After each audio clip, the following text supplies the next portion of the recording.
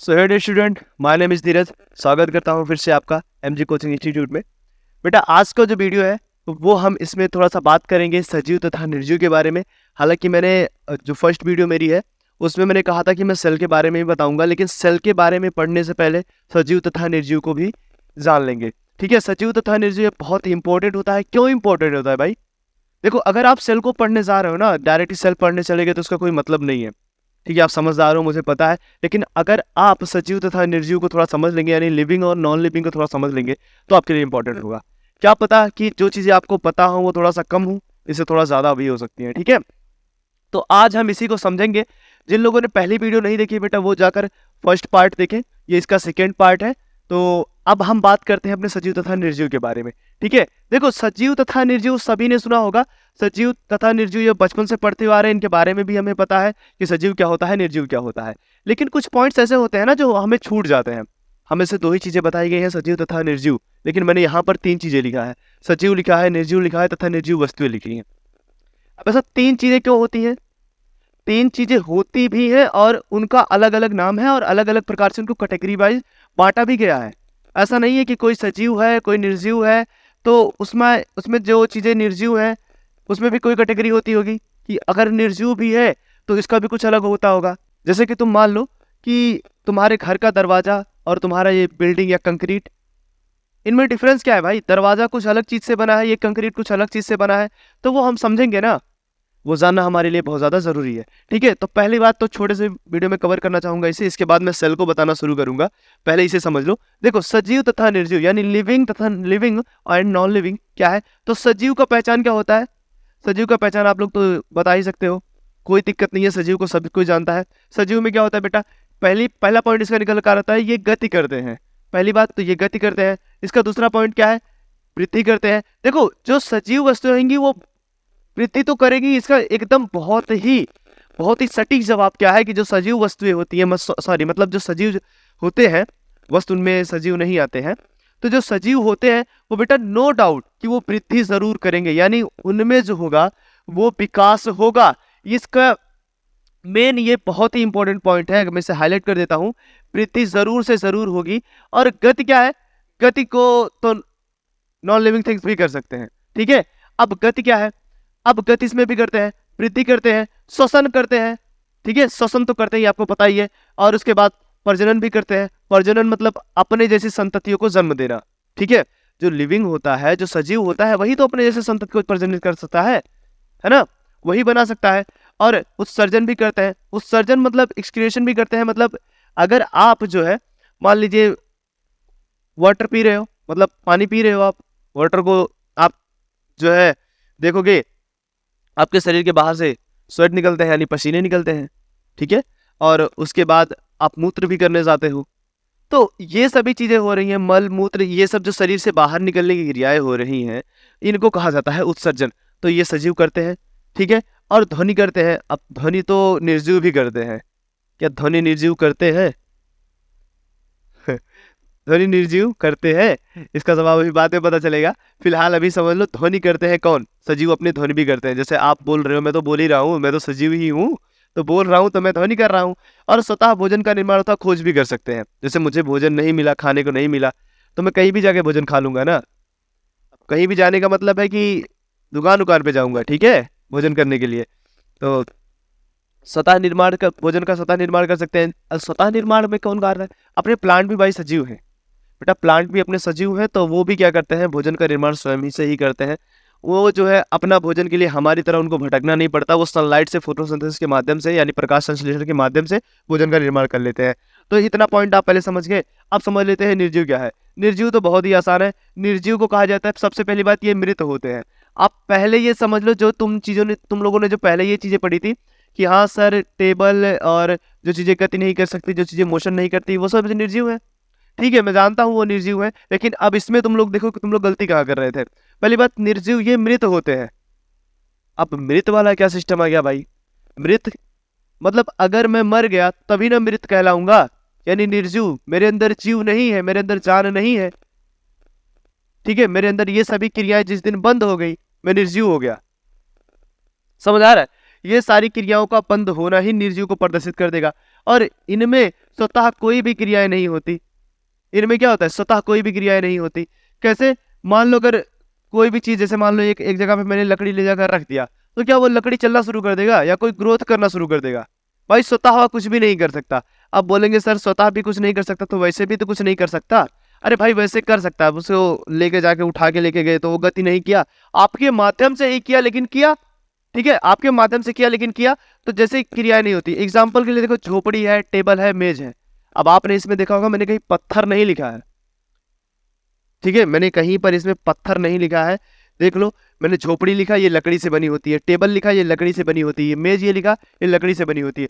बेटा केवल निर्जीव उन्हें ही कहा जा सकता है, उन्हें ही कहा जाता है जो पहले जीवित थे, बाद में वो मृत हो गए। तुम्हारा दरवाजा जो है, पहले तो कोई प्लांट था, कोई पौधा था, और बाद में पौधा बड़ा हो गया, उसके अंदर जीवन था तो वो बड़ा था। अब जब वो बड़ा हुआ तो उसे काट दिया गया। काटने के बाद उसकी लकड़ियां सूख गई, वो डेड हो गया। डेड होने के बाद उससे काट कर कुछ बना दिया गया। झोपड़ी बना दो, मेज बना दो, टेबल बना दो। ठीक है, तो निर्जीव वस्तुएं याद रखना, वो वस्तुएं होती हैं, निर्जीव वे होते हैं जिनमें कभी जीवन था और अब ना हो, वो होते हैं निर्जीव।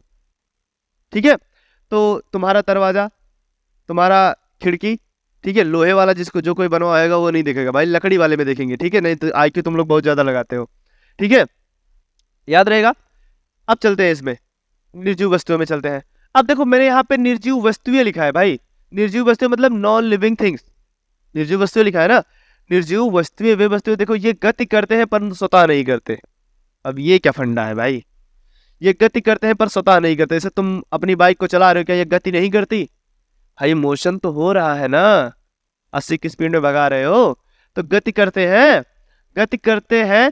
तो इसका मतलब ये तो गति करते हैं, लेकिन ऐसा थोड़ी ना कि वो तुम्हारा जो है अजय देवगन वाली फिल्म का क्या नाम है, याद नहीं आ रहा है, उसमें उनकी गाड़ी स्वयं ही चलती है। टार्जन, जो उनकी टार्जन थी वो भाई स्वयं ही चलती थी। मतलब भूत ऊत आ गया था। बायोलॉजी के बच्चों में भूत ऊत नहीं आता है ना, भूत नहीं आता बच्चों में। साइंस वाले स्टूडेंट हो तुम लोग। ठीक है, अब देखो ये गति करते हैं परंतु स्वतः नहीं करते, तो क्लियर हो गया। ये श्वसन करते हैं। अब देखो श्वसन करता है भाई। अब तुमने अगर कभी ये कह दिया कि नॉन लिविंग थिंग श्वसन नहीं करते, तो आप गलत हो जाओगे, बिल्कुल गलत हो जाएगा भाई। ये श्वसन करते हैं किंतु स्वतः नहीं।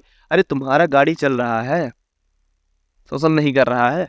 एक तरफ से तो पहली बात, पहले देखो इधर से तो एक तरफ से तो एयर जाएगी, यानी हवा जाएगा। ठीक है, हवा जाएगा। अब एक तरफ से एयर गई तो वहां पे उसका कंबशन ना होगा, उसके अंदर पिस्टन वगैरह लगा, कंबशन होगा, फिर यहां से उसका धुआं बाहर नहीं निकलेगा। हाँ, अरे बेटा धुआं बाहर तो निकलेगा, स्मोक उसका बाहर निकलेगा। तो क्या वो श्वसन नहीं कर रहा? तुम क्या कर रहे हो? श्वसन नहीं कर रहे हो? अरे कर रहे हो भाई, तुम क्या कर रहे हो? एयर को इनहेल कर रहे हो, ठीक है, और उसके बाद बाहर छोड़ रहे हो। वही तो काम तुम भी कर रहे हो, वही काम हम भी कर रहा है। तो ऐसा मत कहना कि निर्जीव वस्तुएं श्वसन नहीं करती, याद रखना। और निर्जीव वस्तुओं का सबसे बड़ा एग्जाम्पल जो होता है, बहुत ही ईजी होता है। सबसे गजब का एग्जाम्पल क्या होता है निर्जीव वस्तुओं का?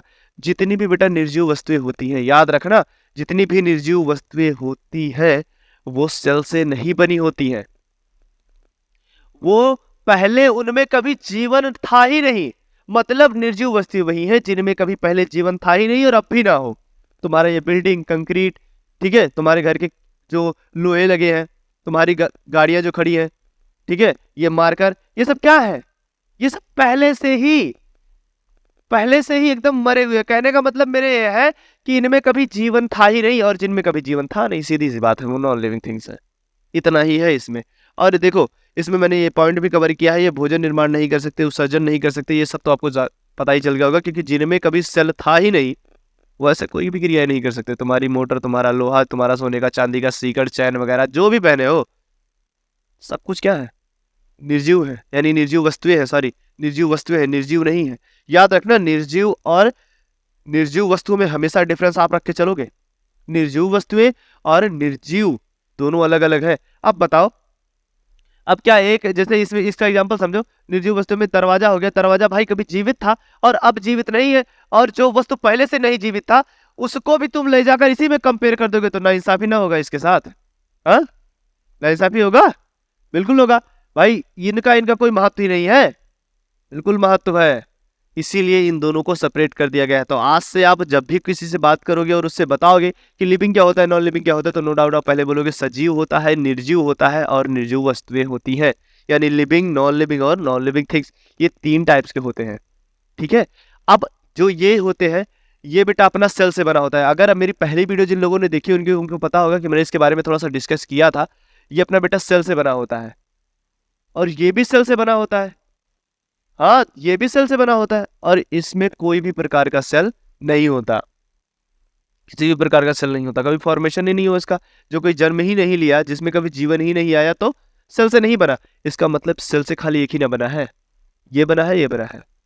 इसका सेल एक्टिव मोशन में है तो ये सजीव है, इसका सेल इनएक्टिव मोशन में है तो निर्जीव है। बस इतना ही सा बात है सजीव निर्जीव में। इसे समझ लो, अगर काम का लगे तो नो डाउट आप इसका स्क्रीनशॉट ले लो।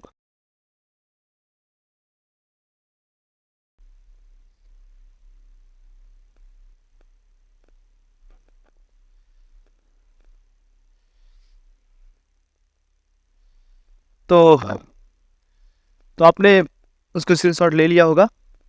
अब हम पढ़ेंगे कोशिका के बारे में। ठीक है, ये काफ़ी बच्चे इसको पढ़ना चाहते हैं। ठीक है, 11th 12th 9th 8 लगभग सभी क्लासेस में ये देखने को मिल जाता है। ठीक है, तो ये अपना जो साइटो है, ये सेल जो है, आज हम इसके बारे में अब हम पढ़ना शुरू करते हैं आज से। तो पहली बात तो आप ये समझ लो कि ये सेल क्या है। पहली बात तो ये समझ लो सेल होता क्या है और इसका वर्क क्या होता है। देखो, सेल बेटा वो चीज़ होता है जिससे फॉर्मेशन ऑफ लाइफ होती है। मतलब अगर हम कह दें कि लाइफ या जीवन बना किससे है, तो नो डाउट कि वो कोशिका से बना है। यानी अगर कोशिका ही ना हो तो जीवन संभव नहीं है। ठीक है, कोशिका के बिना आप जीवन को सोच भी नहीं सकते हो, क्योंकि जीवन की सबसे, इसमें लिखा है कोशिका जीवन की सबसे छोटी इकाई है। एक पॉइंट मैंने नोट किया है, आप देख सकते हैं, मैंने बताया है कोशिका जीवन की सबसे छोटी इकाई है। अब ये छोटी इकाई का मतलब क्या हुआ? देखो, इकाई का मतलब ऐसा होता है कि जब तुम मान लो कि तुम्हारा पूरा इतना बड़ा शरीर, तुम्हारा जितना बड़ा शरीर है, तुम चलने का काम कर रहे हो, मोशन करने का काम कर रहे हो, उत्सर्जन कर रहे हो। सजीव क्या क्या करते हैं भाई? इसीलिए तो मैंने कहा पहले सजीव और निर्जीव को समझ लो। तो सजीव जितना भी चीजें करता है, जैसे हम लोग पाचन भी करते हैं, डाइजेशन भी करते हैं, मोशन भी करते हैं, उत्सर्जन भी करते हैं, लगभग सभी क्रियाएं, जितनी भी क्रियाएं करते हैं, लगभग ये हमारी कोशिका जो होती है बेटा वो करती है। और जानते हो कोशिका सबसे जो छोटी कोशिका होती है, जो कोशिका होती है, अभी छोटी बड़ी कोशिका की बात बाद में करेंगे, लेकिन पहले समझ लो छोटी का जो होती है बेटा वो कितना छोटी हो सकती है जानते हो? 0.2 माइक्रोन तक हो सकती है। इतना ज्यादा नैनो माइक्रोन, ये इतना ज्यादा छोटी होती है कि 0.2 मतलब आप समझ रहे हो? अपने जो तुम्हारी इंजेक्शन की जो निडल होती है, निडल के नोक के ऊपर जो तुम देखने जाते हो, उसको कहते हैं एकदम बारीक वाला एरिया, जिसको तुम जूम करके देखोगे तो बहुत बड़ा दिखाई देगा। तो 0.2 mm का होता है। जानते हो तुम्हारा पेन कितना होता है बेटा? जो तुम्हारा पेन चलता है, तुमने इस पे देखा होगा 0.5 लिखा होता है, और 0.2 का मतलब बहुत ही ज्यादा छोटा, बहुत ही ज्यादा छोटा, उसे कहते हैं 0.2। ठीक है, अब देखो, तो अब हम इसको समझने की कोशिश करते हैं। एक्चुअल में सेल क्या है? एक बंद कमरा या प्रकोष्ठ है। प्रकोष्ठ, कोष्ठ शब्द से ही, कोष्ठ का मतलब समझते हो? एक प्रकार का बंद कमरा होता है, कोष्ठक होता है। हाय, मधुमक्खी के छत्ते को देखो, तो मधुमक्खी के छत्ते में काफी ज्यादा कोष्ठक होते हैं, हेक्सागोनल शेप में काफी ज्यादा कोष्ठक होते हैं, और उन कोष्ठक को मधुमक्खी बंद करके रखती है। तो जैसे हमारा कमरा है या दीवारें हैं चारों तरफ से लगा है, तो उनसे क्या है? ये एक प्रकार का कोष्ठक या बंद कमरे के समान है। और कोशिका शब्द जो है बेटा, उसको ग्रीक भाषा में साइटो कहा जाता है। साइटो को अध्ययन जब तुम करोगे, साइटो का जब तुम स्टडी करोगे, ठीक है, जैसे ही तुम साइटो के बारे में पढ़ना शुरू करोगे, वो साइटोलॉजी कहलाती है। और साइटोलॉजी की खोज किसने की थी, यानी साइटोलॉजी की? तो वो रॉबर्ट हुक ने किया था। अब रॉबर्ट हुक क्या है? साइटोलॉजी की खोज किसने की थी? Robert Hooke. देखो, रॉबर्ट हुक जो है, यहां पर तुम देखो, कोशिका की खोज रॉबर्ट हुक ने की थी सर्वप्रथम। यानी अगर हम कहें, इनको जनक कहें, अगर हम यहाँ पे लिखे, अगर बेटा हम यहाँ पर लिख दे कोशिका के जनक, अगर हम यहाँ पे लिख देते हैं कोशिका के जनक, तो नो डाउट हम यहाँ पर सिर्फ और सिर्फ रॉबर्ट हुक जी को कह सकते हैं। देखो, हमेशा अगर जनक को पूछा जाएगा तो हमेशा अपने रॉबर्ट हुक जी है। ठीक है, रॉबर्ट हुक, यही जनक कहलाएंगे बेटा। जनक क्यों कहलाएंगे? देखो मैंने एक जनक को और लिखा है, जीवित कोशिका की खोज किसने की थी और मृत कोशिका की खोज किसने की थी। देखो मृत कोशिका की खोज रॉबर्ट हुक ने की थी, लेकिन जीवित कोशिका की खोज एंटोनी वॉन लीeuwenhoek ने की थी। तब जब रॉबर्ट हुक ने खोज की थी जीवित कोशिका की, तो एंटोनी वॉन भी आ गए होंगे, बोलेंगे चाचा आप गलत कर दिए, आपने तो जीवित को नहीं ढूंढा, मृत को ढूंढा, हमने ढूंढा उसमें क्या बहुत सारी चीजें मिली। अब भाई बहुत सारी चीजें मिलने का मतलब क्या हुआ? जब इन्होंने देखा था तो इन्होंने देखा था एक डेड सेल को देखा था। और आप बताएं डेड सेल क्या होता है? अपना निर्जीव होता है, नॉन लिविंग होता है। यानी नॉन लिविंग डेड सेल जो होता है वो नॉन लिविंग होता है। जैसे मान लो ये डस्टर है, अगर ये डस्टर है और डस्टर ये लकड़ी का बना हुआ है, इसका ऊपर का पोर्शन ये लकड़ी का बना हुआ है, तो बेटा ये छोटे छोटे सेल से मिलकर बना होगा। तो इन्होंने क्या किया, एक पतली सी कार्क, एक्चुअल में कार्क का यूज किया था। इन्होंने एक कार्क का यूज किया, कार्क, रॉबर्ट हुक जी ने एक कार्क का यूज किया। कार्क पेड़ की एकदम पतली सी छाल होती है, उसमें ले लिया उसे पतली सी छाल को, तो उसको जाकर उन्होंने स्लाइड पे देखा, तो स्लाइड पे देखते वो डेड हो चुका था। अब जब उसको जूम इन करके देखा उन्होंने, तो पूरा माइक्रोस्कोप संयुक्त सूक्ष्मदर्शी था, उन्होंने स्वयं निर्माण किया था उसका। उससे उन्होंने जब देखा तो उनको पता चला कि क्या है, वो एक कोशिका है, और वो पूरी जो लकड़ी थी, जो पूरा उसका कार्य था, वो पूरा का पूरा सेल से मिलकर बना था। तुम प्याज के छिलकों को ले जाकर भी देख सकते हो, उसके नीचे वो भी सेल से बना होता है। ठीक है, तो उन्होंने जब देखा तो पतले से एकदम पूरा चौड़ा चौड़ा सा दिख गया, तो उन्होंने उसको देखा और देखने के बाद कह दिया कि वो क्या है, साइटो है, यानी क्या है, अपना सेल है, यानी कोशिका है। बेटा तुम लोग मूवी वगैरह देखो तो मूवी में कहते हैं एक सेल में इनको ले जाकर बंद कर दो, सेल पूरी तरह से बंद होता है ना, कभी तो सेल होता है। ठीक है, तो ये सेल को समझ गए। अब देखो इसमें मैंने क्या बताया, सेल क्या है, अगर तुमसे कोई पूछ ले कोशिका क्या है, तो नो डाउट तुम एक ही जवाब उसको देना, कोशिका जीवन की संरचनात्मक तथा क्रियात्मक इकाई है। क्या कहने जाओगे कि कोशिका जो जीवन की संरचनात्मक तथा क्रियात्मक इकाई कैसे हो गई? भाई जो चीजें बना दे और बनाकर कोई कार्य करवा दे तो हो गया संरचना। संरचना का मतलब बनावट। ठीक है, अरे स्ट्रक्चर फॉर्म ना कर दिया, इसका स्ट्रक्चर जो फॉर्म हुआ तो संरचना हो गया, और उसको फंक्शन करवा दिया तो क्रियात्मक हो गया। यानी कोई चीज बनाया और उस पर वर्क करवा दिया तो क्या हुआ, संरचनात्मक तथा क्रियात्मक इकाई है। कोशिका से ही शरीर बना है, और कोशिका चाहे बड़ा सा प्लांट हो, चाहे एक छोटा सा माइक्रोप्लाज्मा अपना छोटा सा जीव होता है, वहां से लेकर वहां तक, हम से लेकर सब तक पहले एक सेल से ही बेटा बने होते हैं। पहले एक सेल होता है, उससे डिवाइड होता है, फिर 2, फिर ऐसे मोर देन होते होते क्या बना देते हैं, एक शरीर का निर्माण कर देते हैं। ठीक, एक फॉर्मेशन बना देते हैं जो किसी काम की हो जाते, कोई काम करने लगता है। अब मानव को बना किससे बना, एक सेल से बना है, तो बिल्कुल एक सेल से बना है भाई, क्योंकि मानव जो कोशिका है वो पूरा मानव शरीर कोशिकाओं से मिलकर बना है, और कोशिकाओं से मिलकर बना है, तो इसका मतलब नो डाउट इसमें एक कोशिका तो होगी नहीं। हम इतने बड़े एक कोशिका तो होंगे नहीं, हाथ कट गया तो हमारा हाथ ठीक हो गया, तो कैसे ठीक हो गया भाई? अकेले ना होता तो कैसे ठीक होता? काफी सारा है तब ठीक हो, काफी सारी कोशिका है तब ठीक हो रहा है। तो आपको इसको हम बाद में बताएंगे कैसे ठीक हो रहा है, कैसे कट रहा है ये सब, लेकिन पहले इंपॉर्टेंट पॉइंट्स कवर करते हैं। देखो अब एक तरफ से पढ़ना शुरू करते हैं। कोशिका, कोशिका क्या क्या कहते हैं बेटा, इसको कहते हैं सेल यानी साइटो, ये बहुत इंपॉर्टेंट होता है। कोशिका शरीर की संरचनात्मक या कह सकते हैं जीवन की, सभी सजीव जितने भी सजीव होते हैं सबकी संरचनात्मक तथा क्रियात्मक इकाई होती है। यानी अगर कोई जीव चल रहा है, कोई जीव उत्सर्जन कर रहा है, कोई जीव बोल रहा है, तो वो क्या है, किसके सहारे कर पा रहा है, सिर्फ और सिर्फ बेटा कोशिका के सहारे कर पा रहा है। और ये सजीव तथा निर्जीव दोनों में पाए जाते हैं। अभी मैंने सजीव और निर्जीव को कवर किया था, तो नो डाउट आप इससे एकदम, इसका कोई डाउट ही नहीं होगा कि ये सर सजीव निर्जीव दोनों में पाया जाता है। अगर ऐसा नहीं होता तो अपने मृत कोशिका की खोज ये नहीं कर पाते, मृत कोशिका की खोज रॉबर्ट हुक जी नहीं कर पाते। तो इसके लिए क्या हुआ बेटा, इन्होंने क्या किया, सजीव तथा निर्जीव दोनों में पाया जाता है। याद रखना, आप सजीव निर्जीव दोनों साथ में बोलोगे। और कोई तुमसे पूछेगा पत्थर में पाया जाता है तो तुम कहोगे नहीं, क्योंकि वो निर्जीव है ही नहीं, तो पगला जाएंगे, बोलेंगे अरे तुम पागल हो, है ना। सजीव निर्जीव दो चार अक्षर पढ़े होंगे ना, होशियार समझ लेंगे, लेकिन बच्चे भी आज हमारे होशियार हो जाएंगे, वो भी जवाब देने तैयार हो जाएंगे बढ़िया से। ठीक है, तो आप क्या बोलोगे कि नहीं, पत्थर कोशिका से नहीं बना है, क्योंकि पत्थर तो भाई पहले से ही ना निर्जीव है, और हम उसे निर्जीव की कैटेगरी में नहीं रख सकते, बहुत पहले से मरा हुआ है, उसमें कभी जीवन आया ही नहीं था।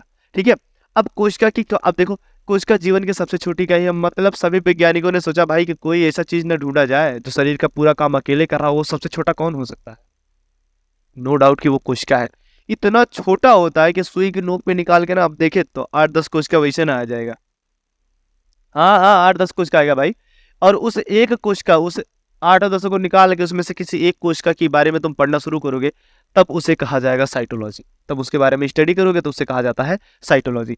अब देखो जीव हमने एक पॉइंट इस पे कवर किया है, इसमें लिखा है मैंने जीव यानी लिविंग जो होते हैं, जो ऑर्गेनिज्म जो होते हैं बेटा, लिविंग और जो नॉन लिविंग, तो वो क्या है, एक कोशिकीय होते हैं या बहुकोशिकीय होते हैं। ठीक है, तो हमारे ऑर्गेनिज्म होते हैं वो एक कोशिकीय होते हैं या बहुकोशिकीय। अब ये एक कोशिकीय क्या है और बहुकोशिकीय क्या है, ये एक कोशिकीय क्या है और बहुकोशिकीय क्या है, तो नो डाउट एक कोशिकीय को आप समझ लोगे ऐसे जीव, ऐसे ऑर्गेनिज्म जिनका शरीर एक ही कोशिका से बना हो, मतलब एक ही कोशिका में उनके जीवन की सारी क्रियाएं संपन्न हो रही हो, पूरा जो जीवन है उनमें एक ही कोशिका में संपन्न हो रहा, उनका चलना, उनका खाना, उनका उत्सर्जन, ठीक है, और उनका डिवीजन, सभी चीज किस में कन्वर्ट हो रही है बेटा, एक ही चीज में अगर ऐसा हो रहा है तो नो डाउट हम कह सकते हैं कि हाँ, जीवन जो है वो एक कोशिकीय जीव में पाया जाता है। ठीक है, वीडियो डिस्टर्ब मत करो, ऐसे निकल जाओ।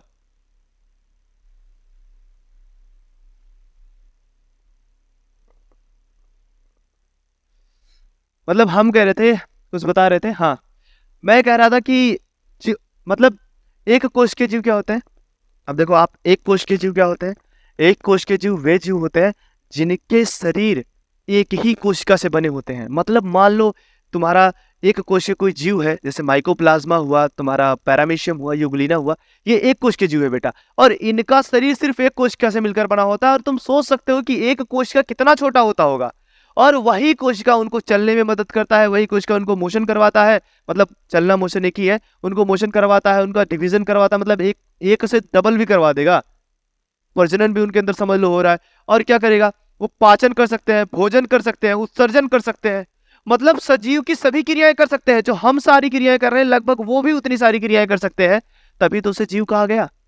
मतलब वो हमारी तरह कार्य कर रहा है, मतलब जितने भी सजीव हैं उनके मैंने लक्षण पहले ही बता दिए थे, तो उस तरीके से वो भी वर्क कर रहा है, तो नो डाउट कि वो एक कोशिकीय जीव होगा। और दूसरा क्या होता है अपना, बहुकोशिकीय जीव यानी मल्टी सेलुलर होता है, ऐसे जीव जिनकी कोशिकाएं बहुत सारी कोशिकाओं से मिलकर बनी होती है। बहुत सारी का मतलब एक कोशिका छोड़ दो, बाकी चाहे 2 हो, 3 हो, 4 हो, 5 हो, उससे मतलब नहीं है, एक को छोड़ने के बाद जितनी सारी कोशिकाएं आ रही है वो किसकी बनी है बेटा, अपने मल्टी सेलुलर है, यानी उन्हें कई सारी कोशिकाओं से मिलकर बनी है। अब कैसे कई सारी कोशिकाओं से मिलकर बनी है, देखो एक ही प्रकार की कोशिका एक ही तरीके का कार्य कर सकती है। अब एक ही प्रकार की कोशिका एक ही तरीके का कार्य कर सकती है, मतलब तुम्हारे हाथ जो देख रहे हो, हाथ के आगे का जो स्किन है वो कुछ दूसरी तरीके से है, और नो डाउट पीछे का स्किन दूसरी तरीके से है। क्या तुम्हारा गाल और तुम्हारे हाथ की स्किन सेम है? बिल्कुल नहीं सेम है। ठीक है, क्या तुम्हारी आंखें और क्या तुम्हारा कान सेम है? बिल्कुल नहीं सेम है। तुम्हारा हेयर, तुम्हारे नेल, तुम्हारे लंग्स, सभी चीजें अलग अलग तरीके से है ना। तो अलग अलग, तो तुम्हारा ब्लड वो भी सेल से बना है, तो ये सभी चीजें अलग अलग तरीके से, तो हम कैसे कह सकते हैं भाई कि हमारा शरीर एक ही कोशिका से मिलकर बना है, अलग अलग प्रकार की कोशिकाओं से मिलकर बना है, और अलग अलग प्रकार की कोशिकाएं अलग अलग तरीके से फंक्शन करती हैं। ठीक है, तो अब हम इसको समझ गए, बहुकोशिकीय क्या होता है, एक कोशिकीय क्या होता है। एक कोशिकीय फिर से एक बार समझ लो, वे कोशिकाएं होती हैं, वो जीव, एक कोशिकीय जीव वे जीव होते हैं जिनमें बेटा जीवन की सारी क्रियाएं एक ही कोशिका में कंप्लीट हो जाए, वो एक कोशिकीय जीव है। और बहुकोशिकीय वो होते हैं जिनमें बहुत सारी कोशिकाएं मिलकर जीवन चक्र को चलाती हूँ, आगे बढ़ाती हूँ। ठीक है, इस टॉपिक को बहुत इंपॉर्टेंट तरीके से मतलब समझने की कोशिश करेंगे, बहुत इंपॉर्टेंट टॉपिक है। अब इसमें मैंने एक लिखा है कोशिका की खोज, तो कोशिका की खोज अपने रॉबर्ट हुक ने की थी। रॉबर्ट हुक ने कोशिका की खोज की थी, इसलिए इनको कहा जाता है कोशिका के जनक। बाबू इनको कहा जाता है कोशिका के जनक। ये इनको जनक की उपाधि कोई नहीं छीन सकता, क्योंकि जनक वही होता है जो सब जन्म देता है ना। अब आपको जिसे जन्म दिया, आप अपने पापा का नाम लोगे ना। अब जैसे मान लीजिए कि आपके पापा है, तो उनको कहोगे कि आपके फादर कौन है, तो नो डाउट आपके फादर वही है ना। तो ऐसे थोड़ी ना हुआ कि सभी बच्चे, कई सारे बच्चे दिख रहे हैं, कई सारे बच्चे दिख रहे हैं, तो इसका मतलब ये नहीं कई लोगों ने कहा कि जो है और बेटा कैसे हो, तुम कैसे हो, तो उनको फादर तो कहने नहीं जाओगे। तुम्हारे फादर तो एक ही है ना भाई, तो इनके भी फादर एक ही हैं, कोशिका के जनक रॉबर्ट हुक। ठीक है, इनको कहा जाता है फादर ऑफ सेल। तो अब देखते हैं, और हाँ एक पॉइंट हमेशा याद रखेंगे, इन्होंने मृत कोशिका की खोज की थी, ये तो कब से पढ़ रहे हो। और जीवित कोशिका की खोज एंटोनी वॉन लीवेनहॉक ने की थी। इन्होंने जीवित कोशिका की खोज की थी। जब जिन्होंने जीवित कोशिका को देखा तो जीवित कोशिका में कुछ और हो रहा था। जैसे मान लो इन्होंने एक मानव के सेल को उठाया है, किसी भी चीज को उठाया सेल में, उन्होंने देखा उसमें जीवन फॉर्म था। तो जब जीवन फॉर्म था तो उन्होंने कहा कि नहीं, कोशिका जो होती है बहुत सारे उसके कंपोनेंट होते हैं, अलग अलग तरीके से वो चल रही होती है। ठीक है, तो इस तरीके से जो है कोशिका का फॉर्मेशन होता है। काफी सारी चीजें उन्होंने बताई, तब उनको एक उपाधि दी गई, और उस उपाधि के नाम पे उनको कहा गया जीवित कोशिका की खोज करने वाले एंटोनी वॉन लीवेनहॉक जी थे। इनको कहा जाता है जीवित कोशिका के जनक। याद रखना, मृत कोशिका के जनक, जीवित कोशिका के जनक अलग है, क्योंकि जीवन को इन्होंने सबसे पहले खोजा था ना, कोशिका के जीवन को सबसे पहले इन्होंने ही देखा था। अब कोशिका का सिद्धांत किसने दिया था? थ्योरी किसने दी? तो अपने सॉन है। इन्होंने कहा था कि जितने भी जीव हैं, चाहे इस एनवायरमेंट में जो कोई जीवित है, यदि कोई जीवित है तो इसका मतलब नो डाउट वो एक कोशिकीय है या बहुकोशिकीय है। यानी कुल मिलाकर उनके कहने का अर्थ यही था कि इस इन्वायरमेंट में एक कोशिकीय जीव तथा बहुकोशिकीय जीव सभी एक जीवित कोशिका से मिलकर बने हैं, मतलब एक जीवित कोशिका से मिलकर बने हैं। और वो कोशिका क्या है बेटा? अपना जीवित कोशिका, मतलब जिनमें जो कोशिका जीवित हो, जो जिसके अंदर जीवन की क्रियाएं चल रही हैं, सजीव की क्रियाएं चल रही हैं, वही जीवित हो गया, मृत हो जाएगी ना। तो कोशिका सिद्धांत इन्होंने दिया कि सारी जीव किससे बने हैं? छोटी छोटी कोशिकाओं से मिलकर बने हैं। ठीक है, अब देखो ग्रीक भाषा में मैंने कहा सेल को साइटो कहा जाता है, इसका अध्ययन साइटोलॉजी कहा जाता है। रॉबर्ट हुक ने इसी खोज की थी। अब देखो सेल जो होगा वो चाहे कोई छोटा सा प्लांट हो या कोई बड़ा सा एनिमल्स हो, सबके अंदर पाया जाएगा। ठीक है, अब इतने पॉइंट्स को आप नोट चाहो तो इसको आप स्क्रीनशॉट ले सकते हो। बाकी भी सेल के बारे में मैं फिर थोड़ा सा और बताऊंगा। तो बेटा अब हम समझते हैं कुछ यूनिक क्वेश्चन जो बनते हैं, उनसे रिलेटेड थोड़ा सा आपको बता दूं, जानकारी दे दूं। देखो सेल जो है ना, अभी आप तो पढ़ ही रहे हो, तो सेल से आपको क्वेश्चन क्या बनने वाले हैं वो पहले डाउट क्लियर करते हैं, बाकी सेल के कंपोनेंट तो मैं बताता रहूंगा। देखो सेल में पहले पूछेगा संसार की सबसे छोटी कोशिका कौन सी है। देखो ऐसा क्वेश्चन बन सकता है। ठीक है, संसार की सबसे छोटी कोशिका कौन है? तो आपको क्या बताना है बेटा? संसार की, इस पूरे ब्रह्मांड की, इस मतलब अभी तक का जो रिसर्च हुआ है, सॉरी ब्रह्मांड नहीं ये कह सकते हैं, अपनी इस धरती पर इस मानव ने जो खोज किया है उसके अनुसार माइकोप्लाज्मा अब तक की सबसे छोटी कोशिका होती है, सबसे छोटी। और ये कितना छोटी है बेटा? 0.2 से लेकर 0.3 माइक्रोमीटर, मतलब समझ रहे हो, माइक्रोमीटर। और देख लो इसमें लिखा है, सीधी सीधी बात बता रहा है, 0.1 mm इज इक्वल टू होता है 100 माइक्रोमीटर। देख लो 0.1 mm is equal to 100 micrometre. तो सोच लो वो कितना ज्यादा छोट हो सकता है। एक ही 0.1 mm, 1 mm का भी 10 भाग होता है। ठीक है, समझ रहे हो, इतना ज्यादा छोटा होता है। अब इसमें देख लेते हैं, तब दूसरा क्वेश्चन बन गया। अगर हमने छोटी कोशिका को समझ लिया तो हमको ये भी जानना पड़ेगा कि संसार की सबसे बड़ी कोशिका कौन है। तो बेटा संसार की सबसे जो बड़ी कोशिका है वो होता है शुतुरमुर्ग का अंडा। शुतुरमुर्ग का अंडा आप अगर देखो तो इतना बड़ा सा अंडा रहता है शुतुरमुर्ग का। अब वो इतना बड़ा सा, मतलब 15 से 18 सेंटीमीटर इसका साइज होता है। इतना बड़ा शुतुरमुर्ग का अंडा एक ही कोशिका का बना होता है, मतलब वो एक ही कोशिका का बना है भाई। इतना बड़ा अंडा है ना, एक आध दिन मिल गया था ना तो पूरा परिवार में 10-15 अंडा लाने की जरूरत नहीं है मुर्गी का। हालांकि मुर्गी का अंडा भी एक कोशिकीय होता है, लेकिन ये जो शुतुरमुर्ग का अंडा है तो वो सबसे बड़ा है अंडे देने वाले जीव में, इसीलिए जो शुतुरमुर्ग का अंडा है वो सबसे बड़ा सेल है। उतना बड़ा अंडा एक ही कोशिका का बना होता है, अब तक का खोजा गया सबसे बड़ा। ठीक है, तो शुतुरमुर्ग का अंडा क्या है बेटा? सबसे बड़ा कोशिका है इस संसार का। ठीक है, 15 से 18 सेंटीमीटर उसका लेंथ होता है, 15 से 18 सेंटीमीटर आप यहाँ देख सकते हो। ठीक है, अब पूछेगा आपसे कि मानव में, देखो हम ये समझ गए कि अब सभी को तो समझ लिए कि हाँ संसार में समझ लिए, अब थोड़ा सा अपने बारे में भी समझते हैं भाई। इसमें क्या है? मानव में सबसे बड़ी कोशिका। अब मानव में सबसे बड़ी कोशिका ये जानना इंपॉर्टेंट है, क्योंकि हम अपने बारे में तो पढ़ ही रहे हैं, तो हम तो अपने बारे में समझ लेंगे तो बहुत अच्छी बात है भाई, क्या घाटा थोड़ी ना हो जाएगा। मानव में सबसे बड़ी कोशिका, तो मानव में सबसे बड़ी कोशिका फीमेल का अंडाणु होता है। ठीक है, फीमेल का अंडाणु होता है। इसकी लेंथ कितनी होती है? आप देखो 0.1 से लेकर 0.2 mm तक होती है। और यहाँ पर अगर आप देखो तो 0.1 mm is equal to 100 micrometre होता है। ठीक है, इतना ज्यादा छोटा होता है।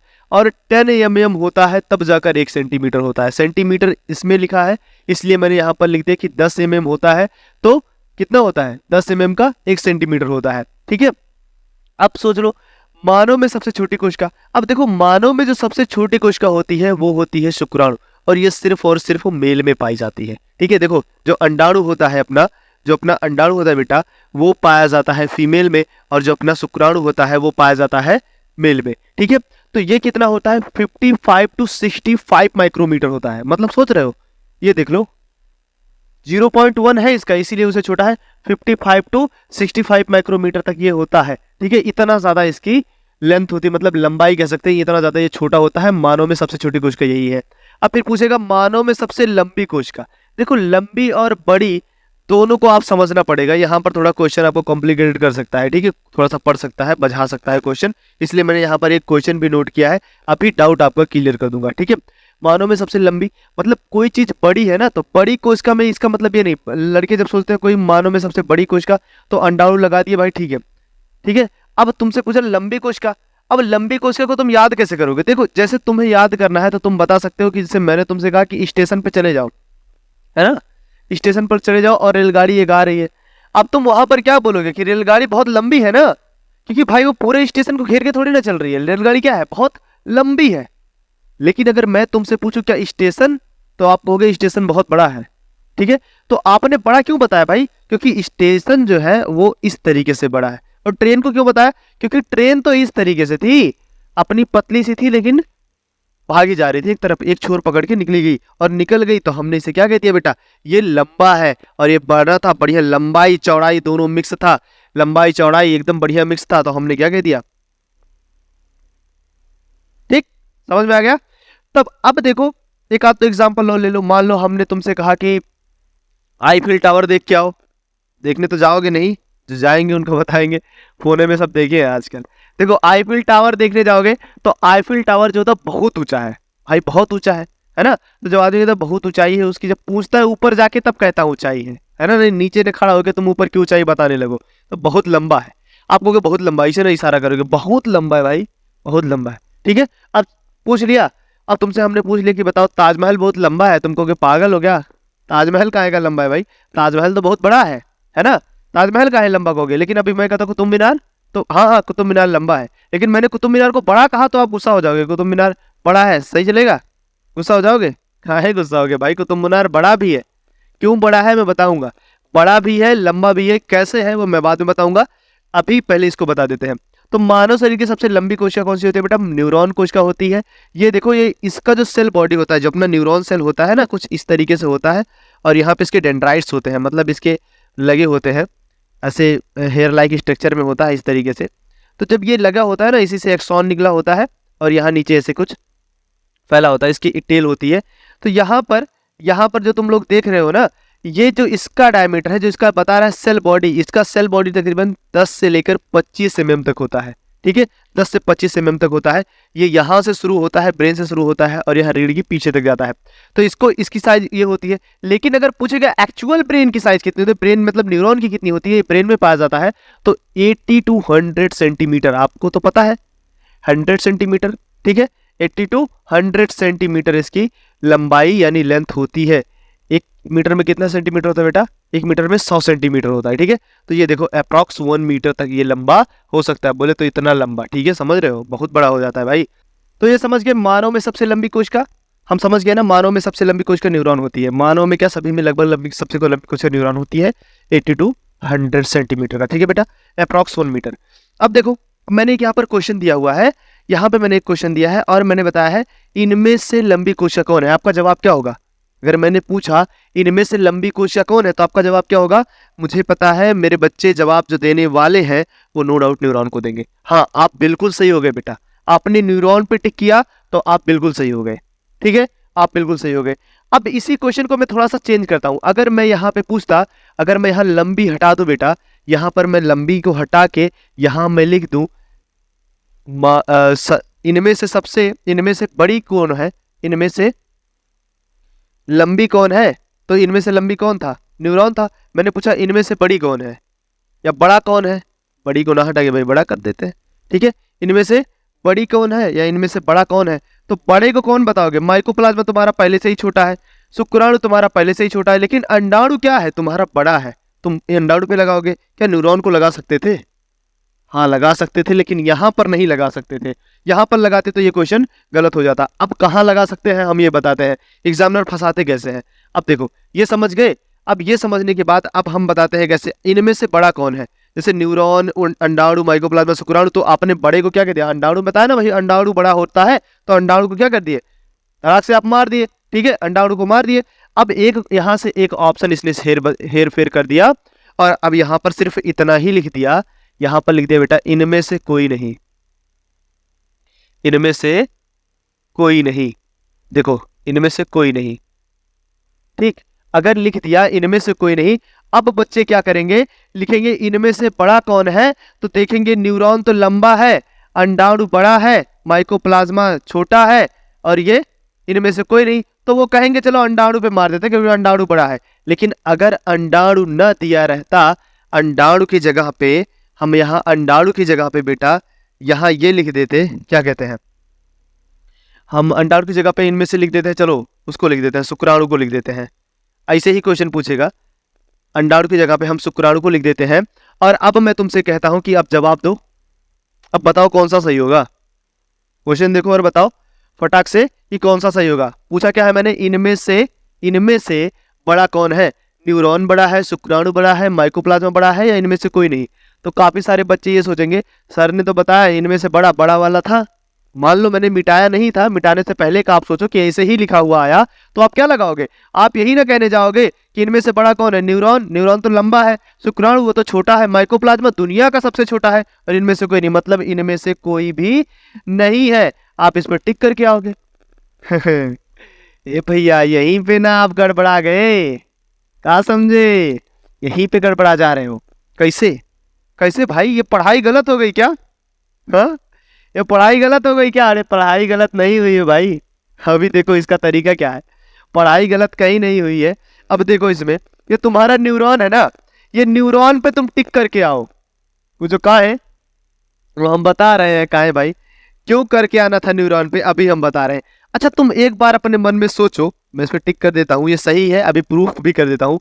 एक बार सोचो, मैंने तुम्हें एक डंडा दे दिया, ठीक है, एक डंडा दे दिया और मैंने तुमसे पूछा कि ये बताओ ये डंडा बड़ा है, तो तुम्हारा जवाब क्या होगा, हाँ सर बड़ा है। ठीक, मैंने बोला एक डंडा इतना बड़ा सा था, तो ये हाँ ये बड़ा है। और मैंने तुमसे कहा ये डंडा लंबा है, तुमने कहा हाँ सर डंडा लंबा है। मैंने क्वेश्चन को जब पूछा तो तुमने क्या जवाब दिया, परिस्थिति के अनुसार, यानी जैसा तुमने माहौल पाया, जिस तरीके का तुमने क्वेश्चन मेरे मुंह से सुना और जिस तरीके से प्रेजेंटेशन मेरा देखा, आप उसी तरीके से रिप्लाई कर दिए कि हाँ सर लंबा है, हाँ बड़ा है, तो हाँ सर बड़ा है। आपने कहा क्यों, क्योंकि मैंने वैसे पूछा, ठीक है, यानी आपने मान लिया ना कि वो लंबा भी है और बड़ा भी है, माना। अगर उस चीज को लंबा और बड़ा मान सकते हो तब तब आप इस पे लगा सकते हो। लेकिन कैसे समझ पाए, देखो आप तभी अंडाणु और शुक्राणु दिया होता, जब अंडाणु को लगाए न्यूरॉन को भी लगा सकते थे, यानी अंडाणु और शुक्राणु और न्यूरॉन और माइकोप्लाज्मा जब दिए थे तो आप न्यूरॉन को क्यों नहीं लगाए, क्योंकि तब बेटा समानता आ चुकी थी। अच्छा मान लो अब आप समानता कैसे दिखाओगे, मान लो भाई समानता वाली बात होगी, समानता क्या हुआ, जैसे मान लो मेरे बगल में कोई खड़ा है, ठीक है, मेरे बगल में अगर कोई खड़ा हो गया, अब मेरे बगल में कोई खड़ा है और क्या मैं बड़ा नहीं हूं, भाई मैं बड़ा हूं, और मेरे बगल में कोई और आकर खड़ा हो गया तो बड़ा हुआ ना, वो भी बड़ा हुआ, हम भी बड़ा हुआ, बराबर हुआ, कोई दिक्कत नहीं है। और मेरे बगल में कोई और आ गया तो, कोई और आ गया तो, अगर मुझसे पूछा गया कि भाई इनमें से लंबा कौन है, तो किसका जवाब दोगे, लंबा कौन है, वही ना लंबा है, वही तो लंबा है, मुझसे लंबा, तुम सीधे सीधे उसको जवाब दे दोगे। और अगर उसको हटा दिया और मुझे खाली खड़ा कर दिए, अब तुम मुझे देखकर पूछा कोई कि क्या ये लंबे हैं, तो हाँ भाई बड़े हैं, लंबे हैं, और पूछ ले क्या ये बड़े हैं, तो आपने कहा हाँ बड़े हैं। मतलब जब अगला व्यक्ति नहीं था तभी ना आपने हमें बड़ा और लंबा कह दिया। अब मान लो हम उसको लेकर चले आए, हम यहाँ से हट जाए, वो यहाँ पर आ जाए, तो आप उसे क्या कहोगे, आप उसे आप लंबा कहोगे। जब मैं पूछूंगा, जब उसका किसी से डिफरेंस कराऊंगा तभी तो आप लंबा कहोगे, नहीं तो काहे लंबा कहोगे भाई। तो इसीलिए जब क्वेश्चन आएगा इनमें से बड़ा कौन है, तो अगर तुमको अंडाणु न दिखे बेटा तो समझ जाना न्यूरॉन लंबा है, तो लंबे को हम बड़ा भी बोल सकते हैं। वो अगला व्यक्ति जो आएगा उसको बड़ा नहीं बोल सकते हो, बोल सकते हो ना, बोल सकते हो, लेकिन जब हम दोनों ही रहते ना तब नहीं बोल सकते थे, तब उसको लंबा बोलना पड़ता, ठीक है। तो अब समझ में आया, तो न्यूरॉन अगर रहेगा ऑप्शन में और इनमें से कोई भी नहीं है तो इसको तुम नहीं करोगे, इसको करने से तुम्हारा क्वेश्चन गलत हो जाएगा, और इसको कर दिए तो तुम्हारा क्वेश्चन सही हो जाएगा। एक नंबर का ही क्वेश्चन रहेगा, लेकिन मैं बहुत ज़्यादा देर तक नहीं बता सकता हूँ, सॉरी, मतलब बहुत ज़्यादा देर तक बता दिया है मैंने, मतलब एक नंबर का ही रहेगा, लेकिन कोई बात नहीं, मैंने इसको समझाया, अगर आप समझ गए हो तो बहुत अच्छी बात है। देखो आज सेल के बारे में, अगर आप सेल के बारे में समझ गए हो तो नो डाउट कि अब हम इसके मेजर पॉइंट्स को समझ चुके हैं। अब हम नेक्स्ट वीडियो जब लेकर आएंगे, पार्ट 3 जब इसका आएगा, तो हम इसमें बेटा बात करेंगे कंपोनेंट ऑफ सेल की, स्ट्रक्चर की बात करेंगे, कैसे वो बना होता है और क्या क्या कंपोनेंट होते हैं और कितने कितने कंपोनेंट का क्या क्या वर्क होता है। ठीक है, तो आपसे मुलाकात होगी नेक्स्ट वीडियो में। तो अगर वीडियो अच्छी लगी हो तो इस वीडियो को लाइक ज़रूर कर देने, और क्या करना है, आपको अपना सपोर्ट दिखाते हुए इस चैनल को सब्सक्राइब कर दीजिए। अगर ये कंटेंट आपको समझ में आ रहा है, आप पढ़ना चाहते हैं, तो चैनल को सब्सक्राइब कर दीजिए। ठीक है, इसी तरीके कंटेंट आपको मिलते रहेंगे MG कोचिंग इंस्टीट्यूट की तरफ से।